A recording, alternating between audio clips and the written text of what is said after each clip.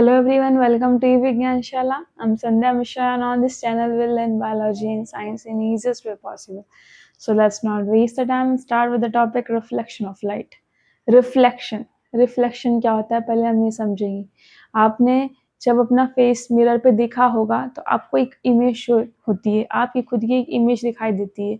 जब आप पानी को देखते हैं नॉर्मली और सनलाइट जब उस पर पड़ती है तो एक चमक दिखाई देती है जो आपने देखा होगा, that is also a reflection.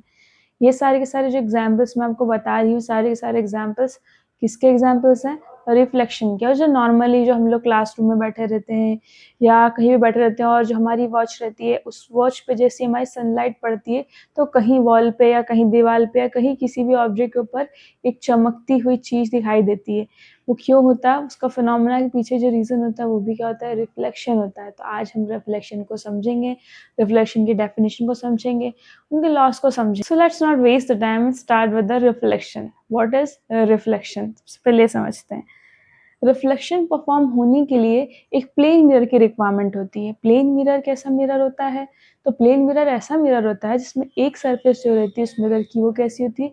Reflecting होती है, ठीक है।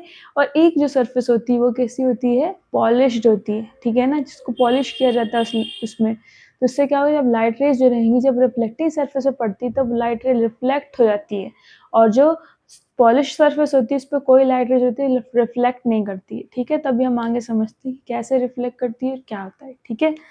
तो सबसे पहले मैंने एक प्लेन मिरर ड्रॉ किया।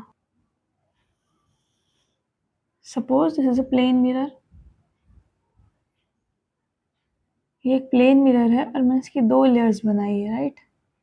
जो आउटर सरफेस जो आपको दिखाई दे रही है इसको मैंने क्या कहा? ये जो है इसको बोलते हैं हम रिफ्लेक्टिंग सरफेस, ठीक है। ये कैसी सरफेस होगी? रिफ्लेक्टिंग सरफेस होगी। और जो दूसरी जो नीचे की जो सरफेस है जिसे मैंने शेडेड पोर्शन में बनाया है, ये जो सरफेस आपको दिखाई दे रही है शेडेड जो रीजन है, इसी को हमने क्या बोला है? पॉलिश्ड सरफेस, ठीक है। एक है रिफ्लेक्टिंग सरफेस और एक है पॉलिश्ड सरफेस। अब हम बात करते हैं कोई लाइट सोर्स। अब जो लाइट सोर्स हो सकती है वो कोई सनलाइट भी हो सकती है, ठीक है, या फिर कोई बीम ऑफ लाइट हो सकती है, लेजर लाइट भी हो सकती है, ठीक है। तो अब हम समझेंगे कोई लाइट रे है, ठीक है, जो कि लाइट का सोर्स कुछ भी मैंने आपको बता दिया लाइट सोर्स है वो क्या हो सकता है? वो लेजर लाइट भी हो सकती है, बीम ऑफ लाइट भी हो सकती है, या फिर सन रे से कुछ रेज आ रही वो भी हो सकती है, ठीक है। तो कुछ रेज जब इस प्लेन मिरर पे पड़ती तब वो क्या होता है, ठीक है। तो फॉर एग्जाम्पल कि कुछ लाइट रेज आई और कुछ लाइट रेज जाके इस मिरर पर फॉल हुई, ठीक है।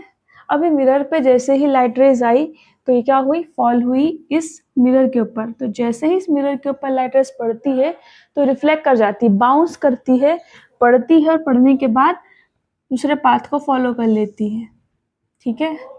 इस पाथ को फॉलो कर लेती, लाइट रे आई, बाउंस करी, बाउंस करने के बाद दूसरे पाथ को उसने फॉलो कर लिया, ठीक है। इतना समझ में आप सभी को? अब बात करते हैं कि जो ये लाइट रे जो सबसे पहले मिरर पे पड़ती है उस लाइट रे को क्या कहा जाता है? उस लाइट रे को कहा जाता है इंसिडेंट रे, क्योंकि फर्स्टली क्या हुई?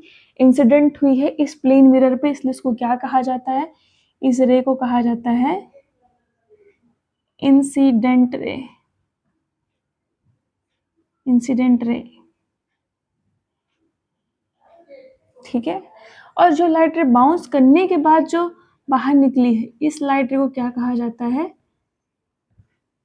रिफ्लेक्टेड रे, ठीक है। आई गेस यहाँ तक समझ में आ गया होगा।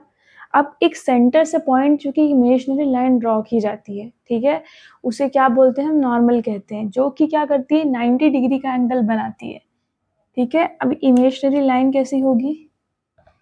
एक सेंटर से इस तरीके के परपेंडिकुलर को ड्रॉ किया जाएगा, ठीक है।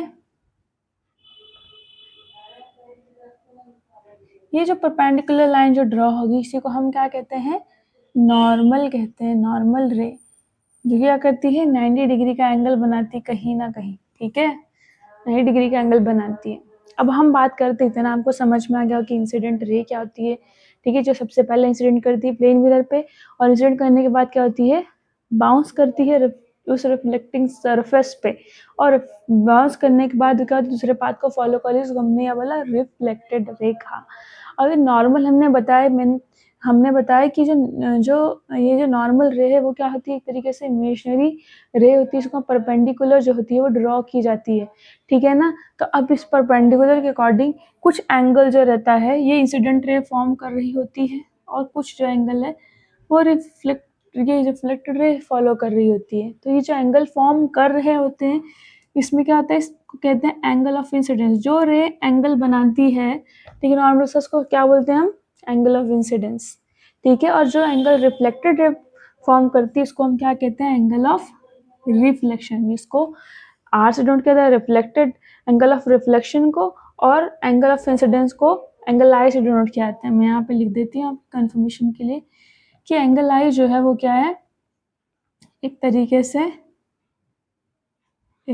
से इसको क्या कहते हैं हम, एंगल ऑफ इंसिडेंस कहते हैं, और आर जो है दैट इज एंगल ऑफ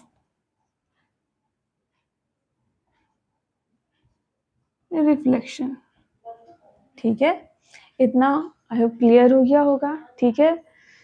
अब बात करते हैं कि रिफ्लेक्शन की डेफिनेशन क्या होती है। रिफ्लेक्शन की डेफिनेशन बहुत इजी, जैसा आपने समझा वैसे कैसे डेफिनेशन, पहले डेफिनेशन लिखते हैं उसको अपने वर्ड्स में समझते, ठीक है। तो डेफिनेशन क्या कहती है कि the bouncing back of light ray when it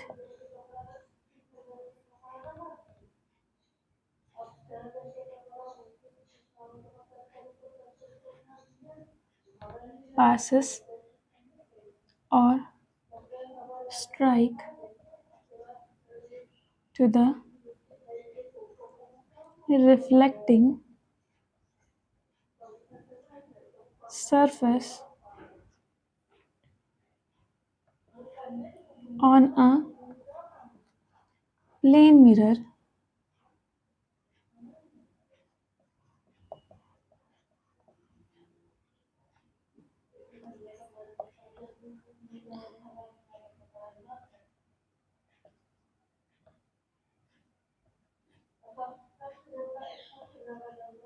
reflection.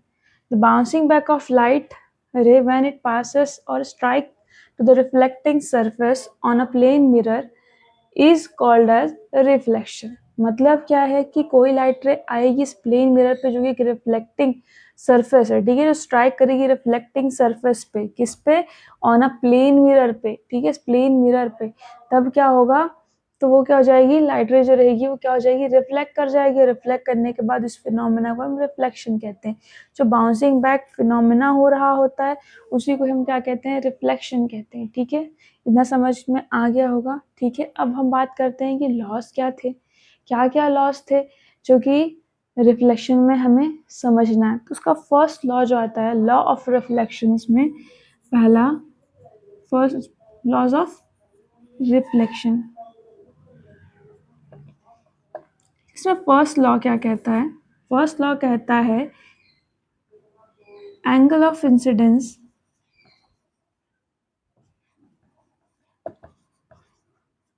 is equal to angle of